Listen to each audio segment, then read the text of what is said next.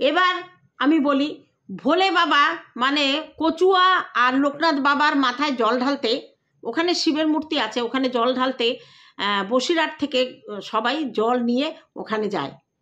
এবং ও বলছে আমার কাছে খবর আছে যে এই সময় এরা এখান দিয়ে পাস করে, এবং ওইটা দেখার জন্যেই নাকি ও বেরিয়েছিল। এবার বৃষ্টির জন্য টাইম এদিক ওদিক হয়ে গেছে। তা যখন ভোলে বাবার জল নিয়ে রাস্তা দিয়ে সব যায় না, তখন না আমরা নমস্কার করি খালি পায়ে। সব বাঁক নিয়ে নিয়ে যায়, কত পরিশ্রম করে কাঁধে করে বাঁক নিয়ে যায়। আর আমাদের এখান থেকে যখন যায়, আমাদের এখানে যায় না, দত্তপুলিয়ার ওদিকে বিননগর থেকে জল নিয়ে এসে ওরা ঢালে আমাদের এই দত্তপুলিয়া শিব মন্দিরে ঢালে। আমরা দেখেছি আমাদের এখানকার লোক জল নিয়ে, গুড় নিয়ে, বাতাসে নিয়ে দাঁড়িয়ে থাকে। আমি সেদিন কৃষ্ণগরে যাচ্ছি, মাঝদিয়াতে শিবের মাথায় জল ঢালতে সব যাচ্ছে, শরবত একদম বালতি বালতি শরবত নিয়ে গ্লাসে করে সবাইকে দিচ্ছে, প্রসাদ দিচ্ছে। মানে নিরামিষ তো খাবে, সেরকম পায়েস রান্না করে, তারপর লুচি ঘুগনি এরকম করে ফেরার পথে এরকম খাবার দিচ্ছে ওদের, তাদের যত্ন করছে, তাদের পায়ে জল দিয়ে দিচ্ছে। এগুলো হচ্ছে পুণ্য অর্জন করা। তারা যাচ্ছে তীর্থ করতে। আমরা যখন তারকেশ্বরের জন্য ভিক্ষা মাংতে বাড়িতে আসে না, আমরা চাল পয়সা দেওয়ার সময় মনে মনে প্রণাম করে বলি, বাবা তুমি গ্রহণ করো, আমি তো যেতে পারছি না। যারা যাচ্ছে তাদেরকে আমরা তাদের থেকে আশীর্বাদ দিই। সংযম করে তারা 10 দুয়ার ভিক্ষা করে তবে বাবার মাথায় যায়। তাদের কি যাওয়ার সঙ্গতি নেই? মানুষই থাকে যে তুমি ভিক্ষে করে বাবার কাছে যাও। আমি 3 বার গিয়েছি, 2 বার গিয়েছি ট্রেনে, মানে 1 বার গিয়েছি গাড়ি ভাড়া করে, 1 বার গিয়েছি ট্রেনে, আর 1 বার গিয়েছি হেঁটে গেছিলাম। তখন আমার ছোট মেয়ে হয়নি, আমার বড় মেয়ের তখন 2.5 বছর বয়স। আমার দিদিমা, আমার কাকা, আমার পিসি, এদের সঙ্গে সব আমরা প্রায় একসঙ্গে 40 জন আমরা হেঁটে গেছিলাম। সে যে কি কষ্ট এখনো মনে পড়ে। এগোনো যায় না, রাস্তায় কুচি কুচি পাথর ছিল, তখন রাস্তা তৈরি হচ্ছিল। তা সেই তীর্থযাত্রী, এরা হচ্ছে তীর্থযাত্রী, পুণ্যার্থী বলে এদের দেখে কেমন 420-র মতো চিৎকার করছে, অসভ্যের মতো চিৎকার করছে। একটুখানি তোমরা শুনে নাও, এটাই হচ্ছে শিক্ষা।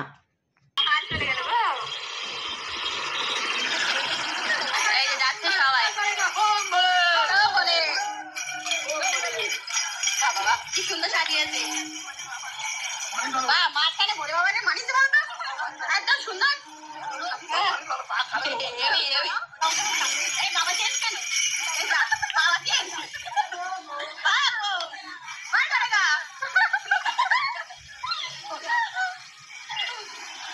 সেই বৃষ্টির মধ্যে বাবার ছেলেরা যাচ্ছে, দেখো তিনি ভিজতে ভিজতে। হ্যাঁ বৃষ্টি তো হয়, ওটা প্রত্যেক বছরই হয়। সবাই চলে আসলাম, তাও এখনো পর্যন্ত বৃষ্টি কমলো না। দেখো তা কেমন শব্দ, কেমন হাসি। তারা কষ্ট করে বৃষ্টিতে ভিজে বাবার নামে বেরিয়েছে, তারা যাচ্ছে, আর তাদের দেখে ব্যঙ্গ করে হাসছে। কোন বাড়ির মেয়েরা এরকম করে? কই হাত তুলে তো একটা নমস্কার বাবার উদ্দেশ্যে দেখলাম না। তারা তো পুণ্যার্থী, তারা কষ্ট করেছে, উপোস থেকেছে, খালি পায়ে খালি গায়ে বৃষ্টি মাথায় বাবার নামে যাচ্ছে। তখন বলতে হয় ভোলে বাবা পার করে গা, বাবা এদের শক্তি দাও, এরা যেন তোমার থানে গিয়ে পৌঁছতে পারে। এটাই হচ্ছে আমাদের শিক্ষা, এটা আমাদের শিক্ষা। একটা পুণ্যার্থী যখন একটা দল যাবে, তাদেরকে সেবা করা, তাদের ভক্তি করা, তাদের প্রতি শ্রদ্ধা জানানো, মানে ভোলেনাথের প্রতি শ্রদ্ধা জানানো। আর সেখানে 420-দের মতো চিৎকার করছে, হাসছে। বৌদি তো বাচ্চা মানুষ, ওর দাদাও বাচ্চা বলতে গেলে, ওর মার ওর হাসিটা মানায়? বন্ধুরা তোমরা বলো, যদি সত্যি তোমরা এটাকে সাপোর্ট করো আমাকে কমেন্ট করো, আর যদি এর বিরোধিতা করো কমেন্ট করো যে তোমরা পুণ্যার্থী দেখলে কেমন করো। তোমাদের এটা বোঝা উচিত। ওদের তো বুঝিয়ে হবে না। এই হচ্ছে সংসারী মেয়ে।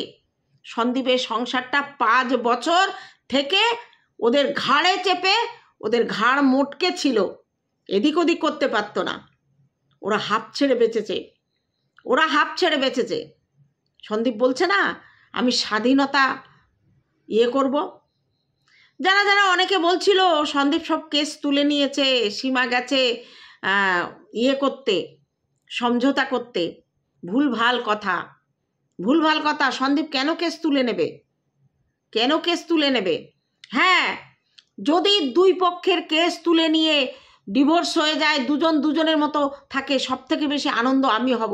কারণ ওরা এক জায়গায় আর থাকতে পারবে না, ওরা এক জায়গায় থাকতে পারবে না। কৃষাণু যদি ওর মায়ের কাছে থাকতো তাহলে আমরা বলতাম সন্দীপ মাকে মেনে নাও সন্তানের জন্য।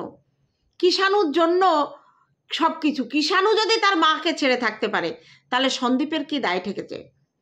আর ফিরে আসার রাস্তা কিন্তু এই ফুকলি আর রাখেনি, ফুকলি আর রাখেনি, সমস্ত দিক দিয়ে সেই রাস্তা বন্ধ করে দিয়েছে। সব থেকে বড় সন্দীপের মা বাবা যে ওর পেটের সন্তানকে মানুষ করছে, ও যাকে ফেলে এসেছে, 2.5 বছরের একটা বাচ্চা ছেলেকে ও ফেলে এসেছে, সেই সন্তানকে বুকে চেপে ধরে সন্দীপের মা বাবা লালন পালন করছে।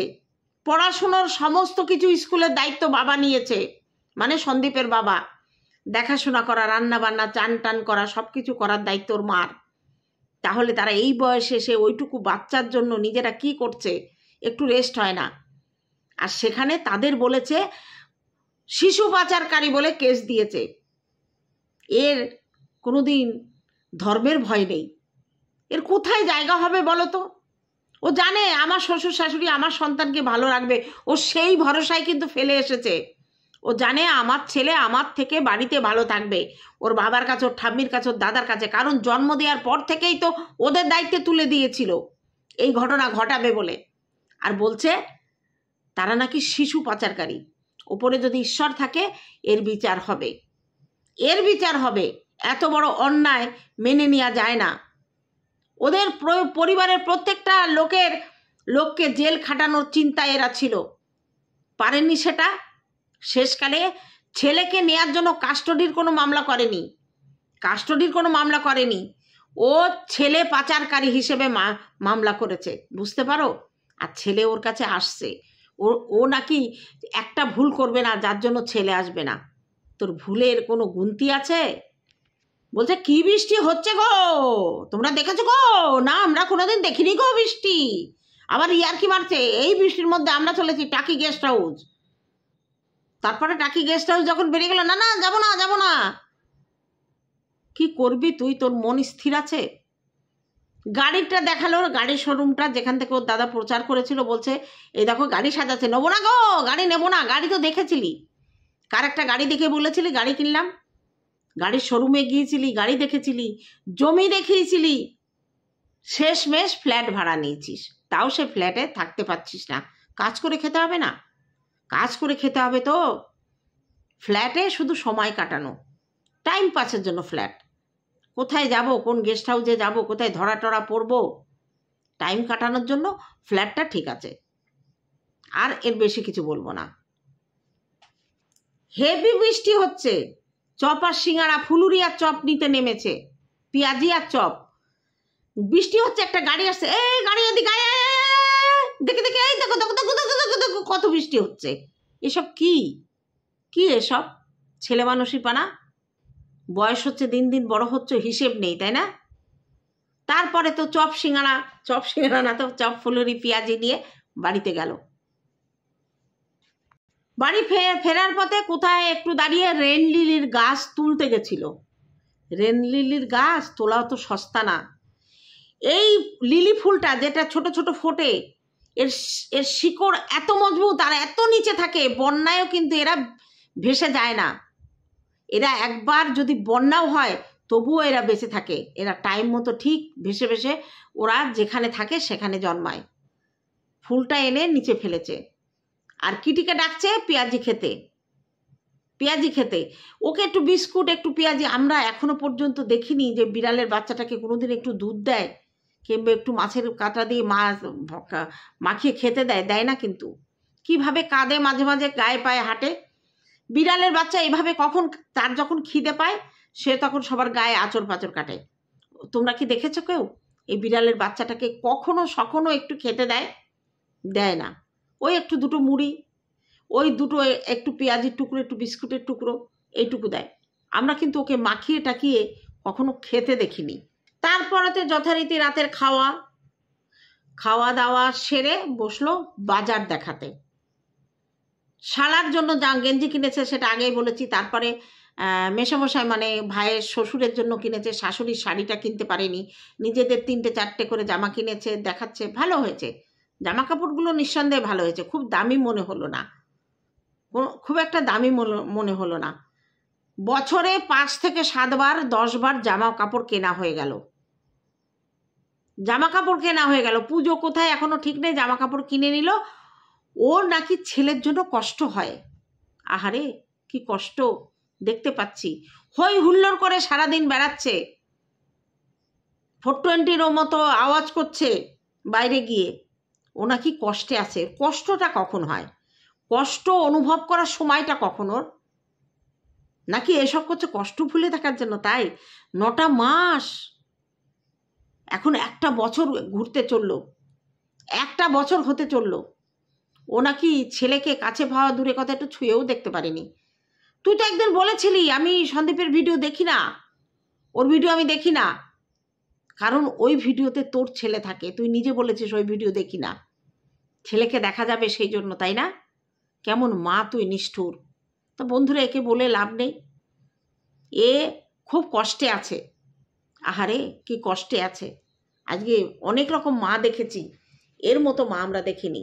সবার শেষে বলি, আরজি করের তিলোত্তমা খুনের যে অবস্থা চলছে, মানুষ সবাই এটার জন্য একরকম মানে ভেতর থেকে ভেঙে পড়েছে। সত্যি সত্যি কি ন্যায় হবে, এই নিয়ে মানুষ চিন্তিত। আর ও দেখো, সেটা নিয়ে ও নাকি নিজেকে ফিল করে। একদিন একটু ভিডিওর মধ্যে বলে দিয়েছে ব্যাস, এটা নিয়ে নিজেকে ফিল করে। অথচ তার খাওয়া দাওয়া, আনন্দ, বাজার, ফুর্তি, 420 করা, গিরি করা সব ঠিক আছে। এ নাকি নিজেকে একজন দুঃখী সিঙ্গেল মাদার হিসাবে ভাবে, ফিল করে, মনে মনে ফিল করে, ভিডিওর জন্য টাইটেল আর থাম্বনেলে। তা চলো আজকে এইটুকু থাকলো, দেখা হবে অন্য কোনো ভিডিওতে। ততক্ষণে তোমরা সাবধানে থেকো। টাটা আমার ভিউয়ার্সদের জন্য।